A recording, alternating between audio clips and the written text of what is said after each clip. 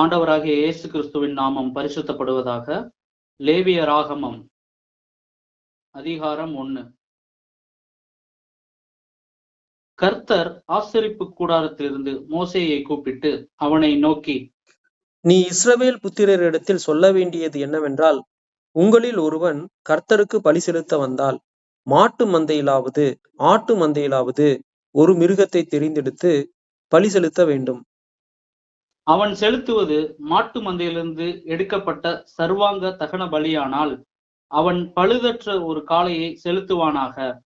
கர்த்தருடைய சந்நிதியில் தான் அங்கீகரிக்கப்படும்படி அவன் அதை ஆசரிப்பு கூடார வாசலில் கொண்டு வந்து, அது தன் பாவ நிவர்த்திக்கென்று அங்கீகரிக்கப்படும்படி தன் கையை அதன் தலையின் மேல் வைத்து கர்த்தருடைய சந்நிதியில் அந்த காளைகளை கொல்ல கடவன். அப்பொழுது ஆரோனின் குமாரராகிய ஆசாரியர்கள் அதன் இரத்தத்தை எடுத்து அதை ஆசரிப்பு கூடார வாசலில் இருக்கிற பலிபீடத்தின் மேல் சுற்றிலும் தெளிக்க கடவர்கள்.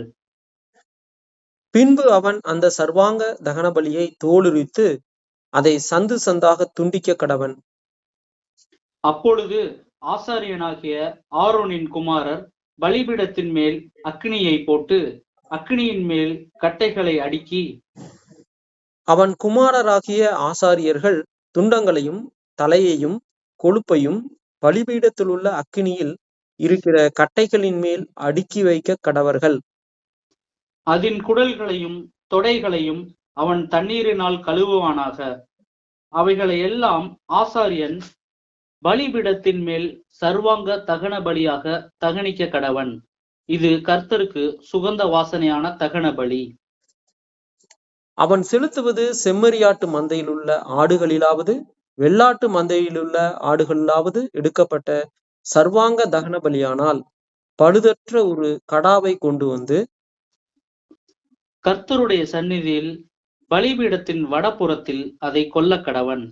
அப்பொழுது ஆரோனின் குமாரராகிய ஆசாரியர்கள் அதன் இரத்தத்தை பலிபீடத்தின் மேல் சுற்றிலும் தெளிக்க கடவர்கள்.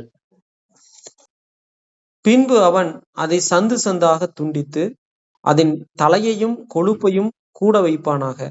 அவைகளை ஆசாரியன் பலிபீடத்திலுள்ள அக்கினியில் இருக்கிற கட்டைகளின் மேல் அடுக்கி வைக்க கடவன். குடல்களையும் தொடைகளையும் அவன் தண்ணீரினால் கழுவுவானாக. அவைகளை எல்லாம் ஆசாரியன் கொண்டு வந்து பலிபீடத்தின் மேல் தகனிக்க கடவன்.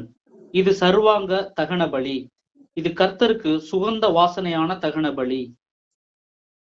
அவன் கர்த்தருக்கு செலுத்துவது பறவைகளிலிருந்து எடுக்கப்பட்ட சர்வாங்க தகன பலியானால் காட்டுப்புறாக்களிலாவது புறா குஞ்சுகளிலாவது எடுத்து செலுத்த கடவன்.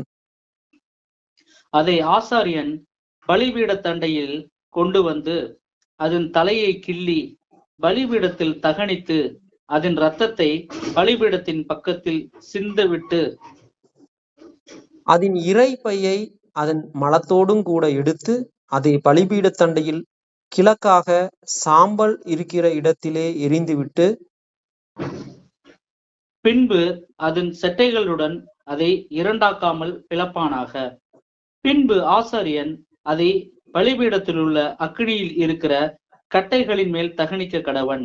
இது சர்வாங்க தகன பலி. இது கர்த்தருக்கு சுகந்த வாசனையான தகன பலி. Praise the Lord. ஆமென்.